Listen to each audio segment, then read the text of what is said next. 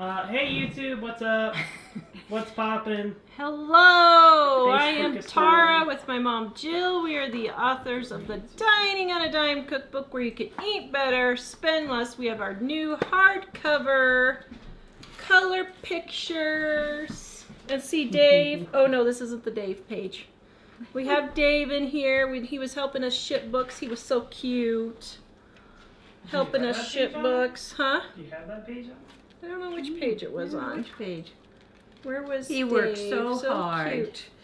So this is our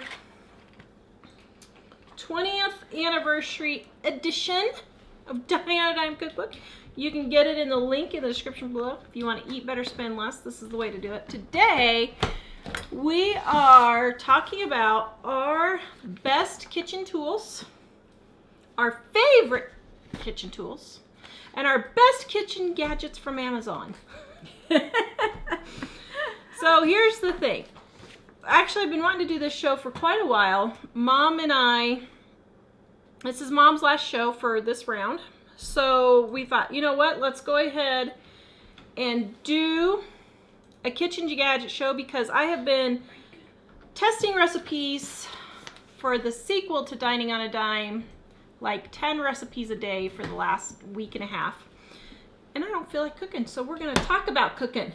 And then at the end of the show, we're going to answer your kitchen cooking questions, or just your cooking questions, however your kitchen questions, whatever you want to say.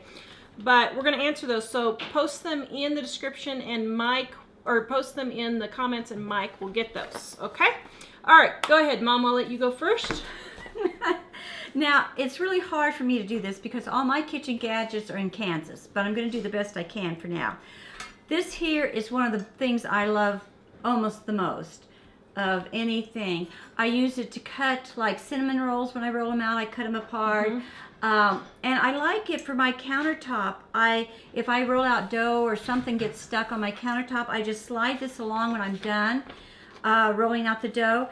And then I take a little paintbrush and I use it like a little dustpan. And does that make sense? I brush everything up onto here and then I dump it in the sink.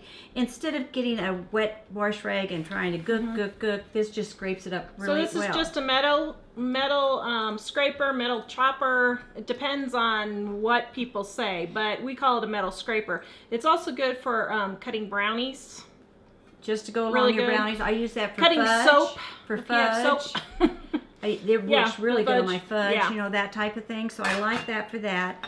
This thing you guys might have seen before, and I've used rubber things like this. I've seen the great big huge can thing that you can slide them on there.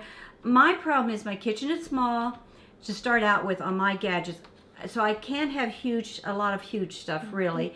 And the other thing is I don't have a dishwasher that I can use, so I hate washing the dishes all the time. And so everything I do with my gadgets, my dishes, my pans, anything, I try to always think, how can I have less dishes with this stuff? So since my kitchen is small, this works best for opening my jars. So this is a jar opener.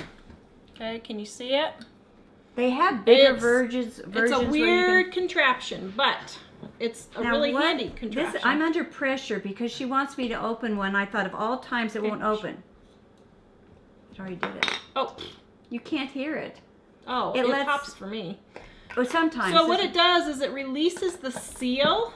You just pull it up and it releases the seal, and then you don't have to jam a jar. And it just comes right off. Yeah. Just comes right open. Yeah, opens up right away. You want to do my next one.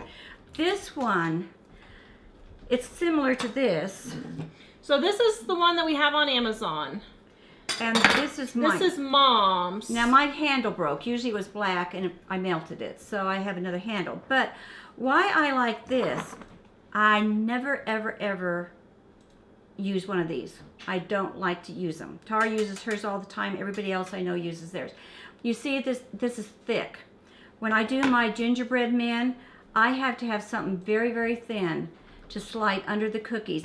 This can take and push the cookie and push it until I get it under it. You know, that type of thing. But this is good for pancakes. So that's why we use Although those. I use mine for pancakes too. But Tara and I are going to disagree on a lot of these things. And this will, on my pancakes, this will mush my pancakes up too if they're not quite ready to flip. So this here is just so thin. It's the thickness that's the bother on this. And so I like to gouge under and flip. So this one's thinner. Mm-hmm. This is the one I have for my cookies. That Mom uses this mostly for cookies. So. But I use it for bacon, anything that I have to use a spatula for. Other kitchen gadget. A pair of just not even expensive, just nice strong scissors. I use those, well, I don't use them as much now because I buy my chicken already in the pieces, but because you can get them cheaper now. But it used to be that the whole chicken was be much cheaper than buying them in pieces. So I would cut up my own chicken and I would just break the leg, you know, at the joint, and then I take this scissor and just clip right through it. You're a violent person. I know. Can you believe I used to smash that chicken? But you can chop chives and parsley. I take round steak and I only partially thaw it, and then I just cut right through that like crazy. Normally I take it to the butcher. If your butcher will chop your meat up for you, get him to do it, because mine does. But sometimes for whatever reason I have to cut it myself, and so these scissors just cut right through. Really easy. I mean, I just use these constantly, the scissors, to do things. Yep. So, okay, so do your mixer. Well, now the other thing is I don't, okay, they're going to get upset with me at this one, but I don't use an upright KitchenAid mixer. No, just a regular. I use a regular old-fashioned mixer. hand mixer. I use KitchenAid brand hand to use, except 90% of the time you can get by just using a regular mixer. Okay, so next, what do we got?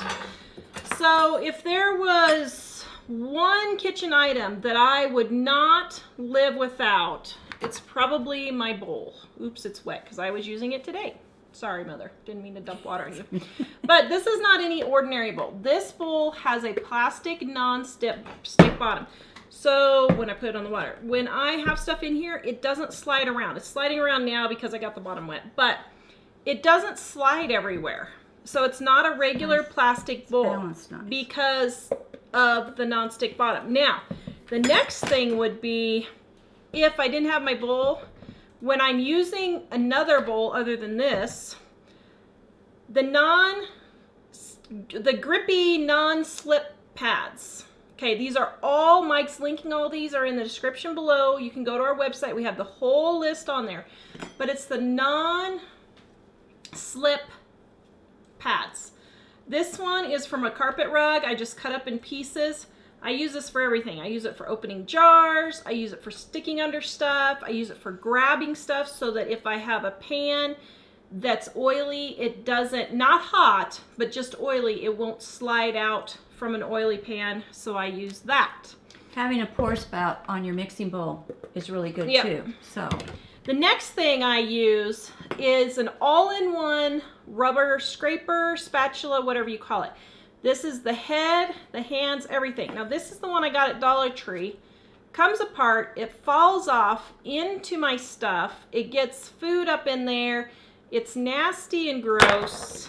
now I like the all-in-one, and I got a set of these just recently, and I'm really liking the set.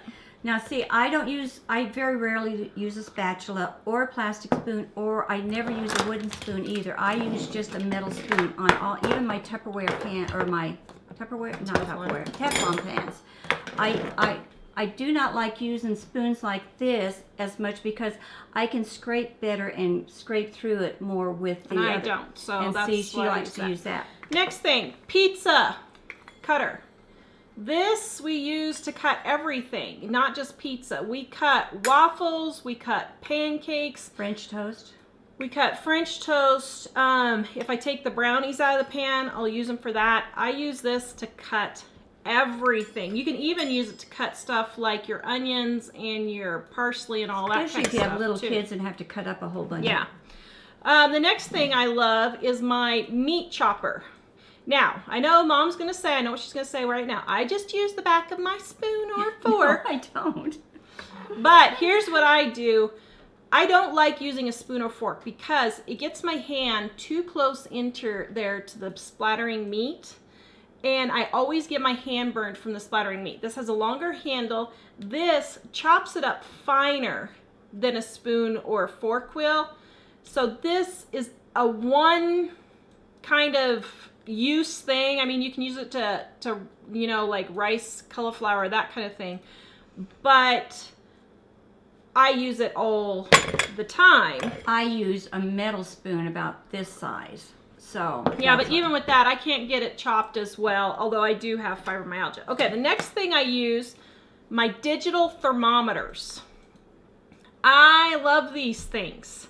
So I use this one when I'm making yeast bread, and instead of putting my finger in there now and trying to figure out if I got the temperature right, is it too low, is it too high, I just zap it with this thing and I know if it's too hot or too cold. I have the perfect temperature. I don't have to worry about killing my yeast because it's too low or too high. It works great. The next one is my meat thermometer, and what I mostly use this for, I don't use it for meat because we do a slow roast, because we slow roast our meat. We always know our meat is done because it falls off the bone. What I use it for is bread baking. And what I do is I stick it in my bread, and when my bread is 190 to 200, I know the inside of the bread is completely done. It's completely done. You won't have raw bread. You can thump the bread and all that, but I have done that before and I still come out with raw bread. I really love this thing. It tells me if my bread is done. Next, my cookie scoops. They're ice cream scoops. I love these. I like these too. I have a 1/4 cup and I have a 1 tablespoon. I use them both. Today, I use them quite a bit for my cookie recipe testing. Go ahead. Well, you know what I use this for, this 1/4 cup. Oops. And I use this as a measuring spoon. I put honey, syrup, Spray shortening. the inside with oil and it won't stay. Solid shortening, any kind of oil. I measure it out in this because you see the little arm that flicks back and forth.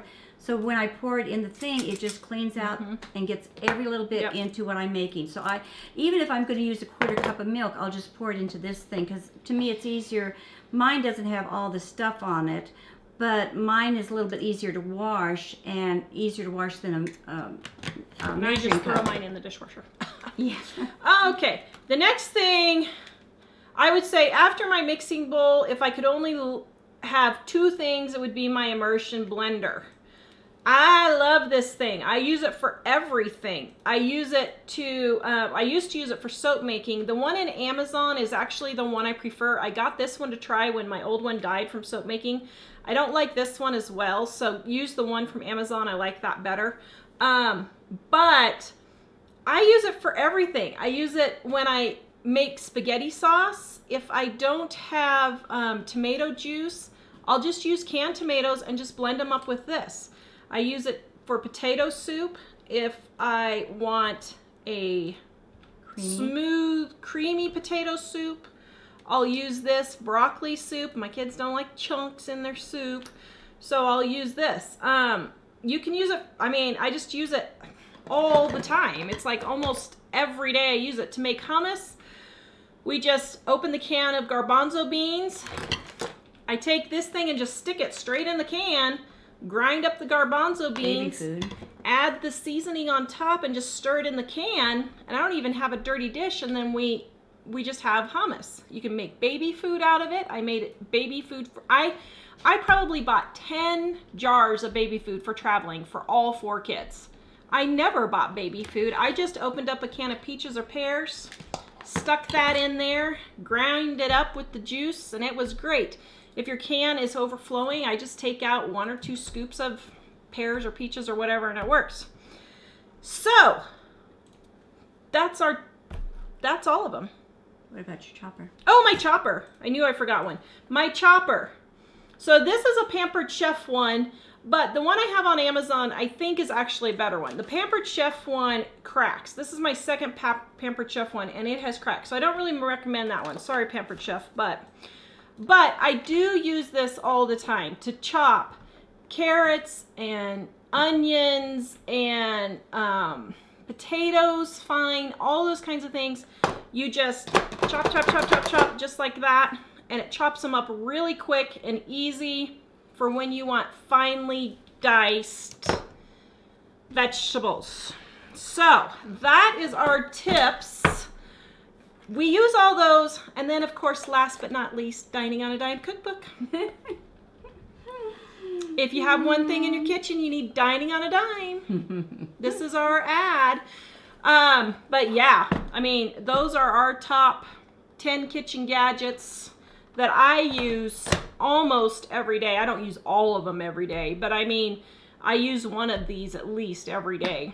And that helps one save. thing I don't have, I'm just having to think if I can pop in there. I have a little hand grater. It's just flat. And I like to use that instead of the big box one because once again, it takes up less space and there's less to wash on it and everything, so. Yep. All right. So those are our top kitchen gadgets for 2020.